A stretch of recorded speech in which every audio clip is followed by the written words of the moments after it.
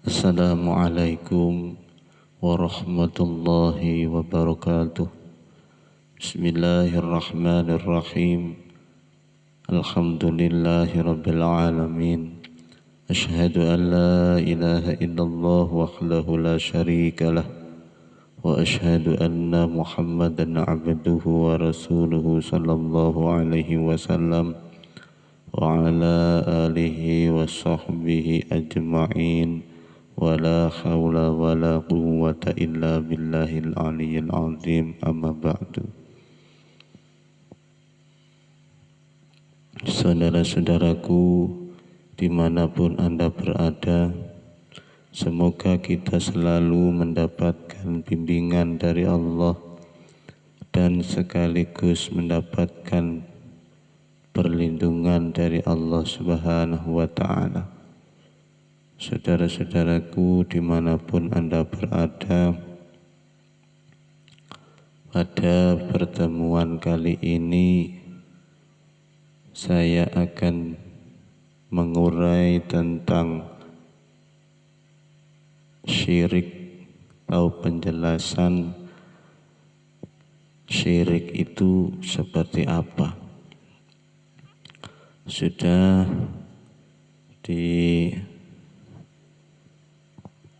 difirmankan oleh Allah Subhanahu wa ta'ala.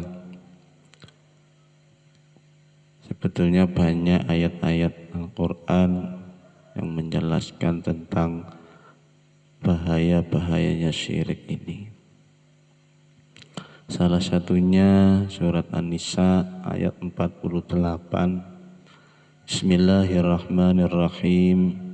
Innallaha la yaghfiru an yushraka bihi wa yaghfiru ma duna dzalika liman yasha.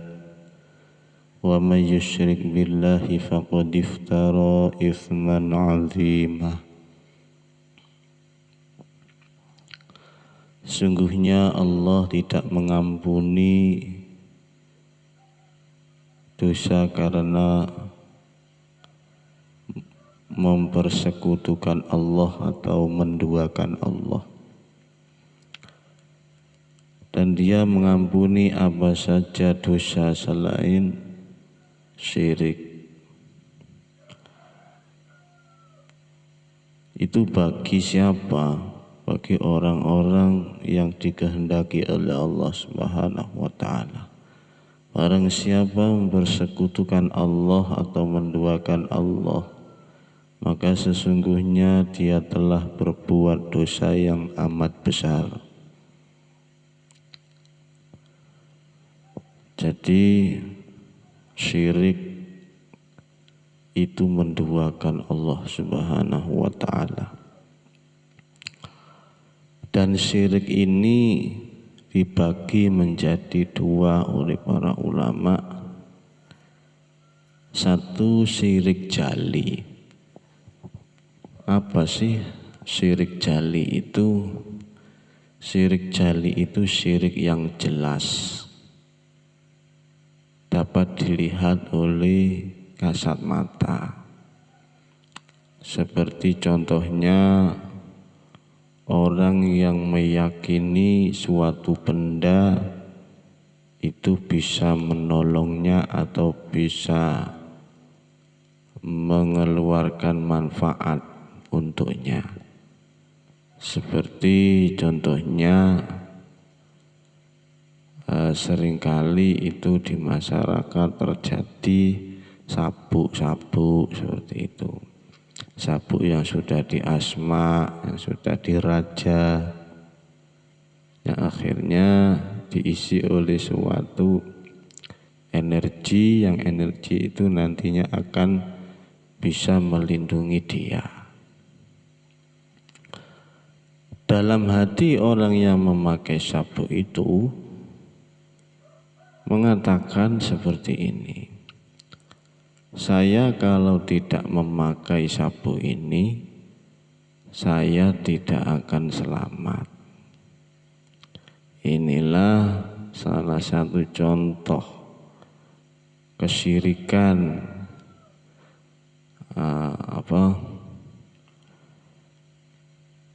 sabuk atau benda yang diyakini bisa menyelamatkan dirinya.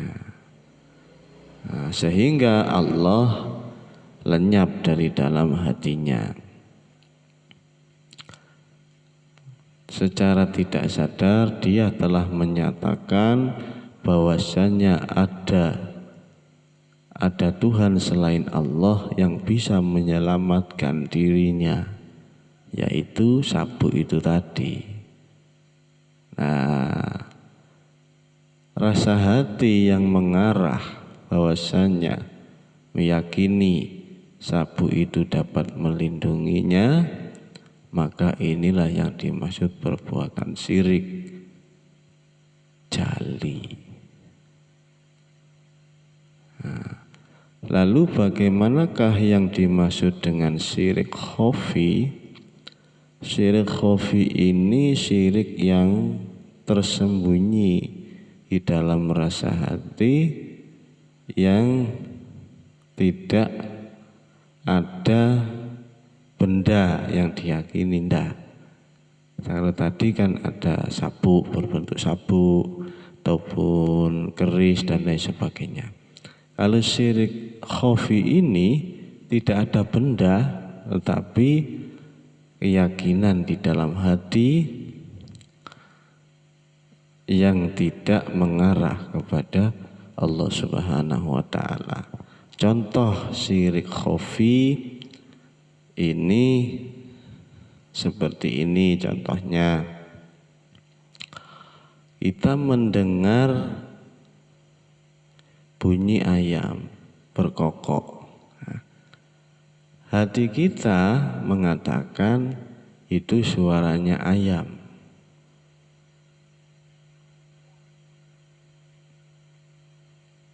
Itu namanya syirik khafi. Kenapa kok syirik khafi? Karena tidak ada yang hidup selain Allah. Dengan hati kita meyakini bahwasanya suara yang keluar dari ayam itu suaranya ayam, maka hati kita telah menduakan Allah, bahwasanya ada sesuatu yang bisa mengeluarkan kalam atau suara selain Allah, yang rupanya ayam itu tadi. Jadi secara otomatis hati kita meyakini bahwasanya ada hidup selain Allah, yaitu hidupnya ayam itu tadi. Terus contoh yang lain syirik khafi.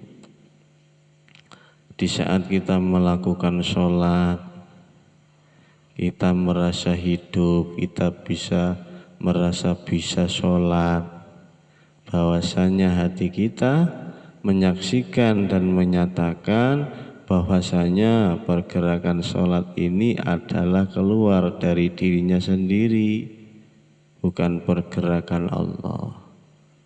Inilah yang dimaksud syirik khafi. Nah, kok bisa? Wong memang kenyataannya kita kok yang sholat. Lah yang buat kita siapa? Buat hidung, mata, alis, kaki, jantung, ginjal, dan lain sebagainya. Siapa yang membuat? Kalau memang itu yang membuat, kapan kita mencetak jasad ini? Tanggal berapa dan tahun berapa? Jam berapa? Lebih berapa menit?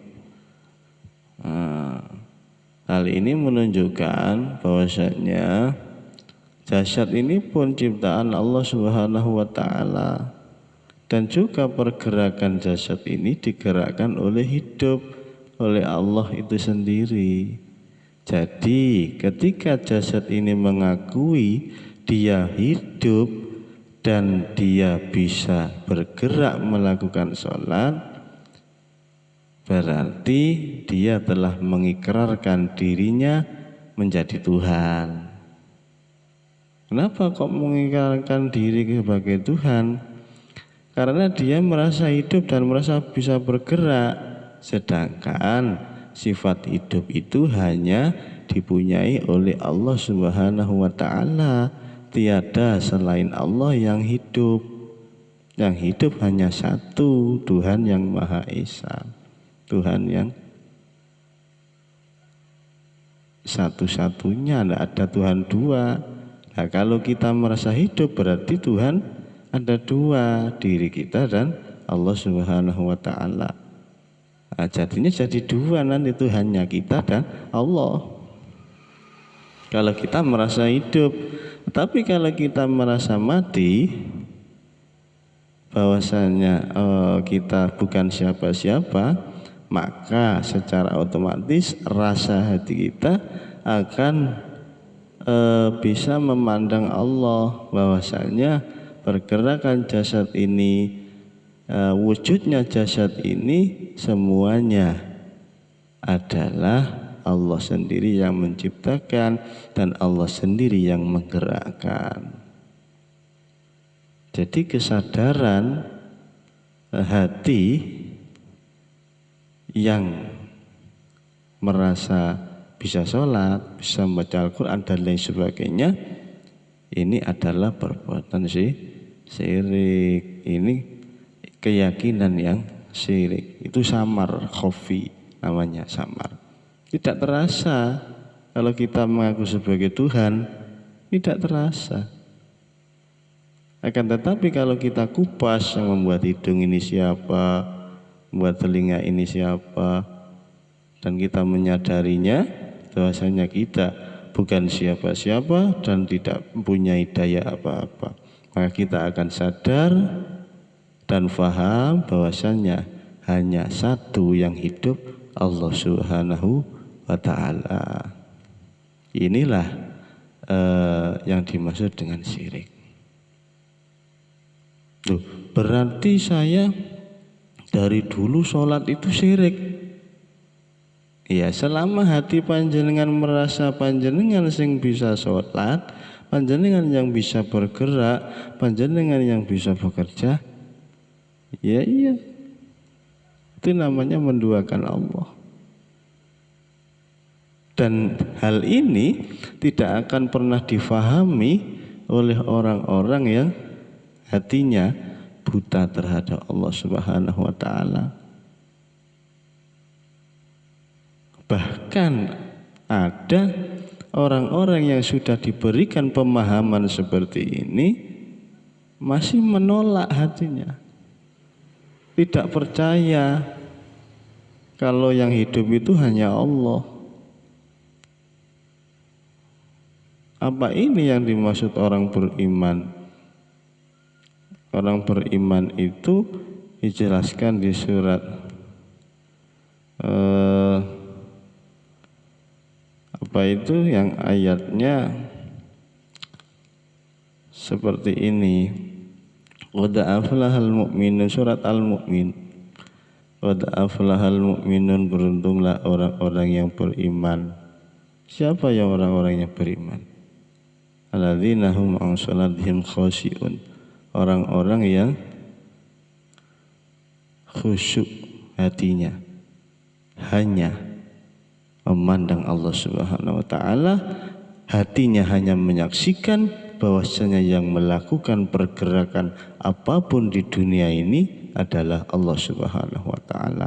Dengan demikian maka jasad ini, rasa manusia kita akan lenyap dengan sendirinya, dengan selalu menyaksikan kewujudan Allah Subhanahu wa Ta'ala, sehingga kewujudan kemanusiaan kita akan lenyap dalam hati kita. Inilah pemahaman tentang syirik. Nah, terus bagaimana seperti orang-orang yang membakar menyan, terus mengumpulkan keris? Nah, kalau hatinya tidak seperti itu, tidak menyangka, tidak meyakini bahwasanya keris itu bisa membantu dirinya, bisa mempunyai kekuatan yang bisa melindunginya dan lain sebagainya, ya itu ya syirik, tidak boleh. Bukan kerisnya yang syirik. Hati kita salah memahami. Hati kita yang salah memahami. Sebetulnya keris itu tidak ingin diyakini oleh panjenengan, akan tetapi panjenengan yang keliru meyakini keris itu sebuah kekuatan atau mempunyai daya yang bisa merubah hidup jenengan, yang bisa menyelamatkan jenengan. Nah, dengan panjenengan meyakini bahwasanya keris itu bisa menyelamatkan jenengan, panjenengan telah menduakan Allah Subhanahu wa taala. Tidak ada zat yang bisa menyelamatkan, yang bisa menggerakkan manusia di dunia ini kecuali Allah Subhanahu wa taala. Jadi bukan keris. Lalu ketika kita mengumpulkan keris, memang kita senang mengoleksi keris sebatas itu mengagungkan ciptaan Allah. Sehingga ketika kita melihat keris, kita mengingat Allah, tidak ada masalah. Tidak ada masalah. Jadi syirik itu letaknya di hati, bukan di kerisnya itu tadi, bukan di sabuknya itu tadi. Tidak. Hati kita yang salah meyakini kalau keris itu mempunyai daya, kekuatan yang bisa seperti ini dan seperti itu. Sekiranya bisa difahami saudaraku, pembahasan kali ini tentang penjelasan syirik sebenarnya. Mudah-mudahan apa yang sudah saya sampaikan bisa bermanfaat dan bisa mengobati hati kita yang selama ini telah salah atau keliru dalam mengaplikasikan hati ini kepada Allah Subhanahu wa taala. Semoga kita selalu mendapatkan bimbingan dari Allah dan selalu mendapatkan perlindungan dari Allah Subhanahu wa taala. Sekiranya ini yang dapat saya sampaikan, kurang lebihnya saya mohon maaf. Saya akhiri, ihdinas siratal mustaqim. Wassalamualaikum warahmatullahi wabarakatuh.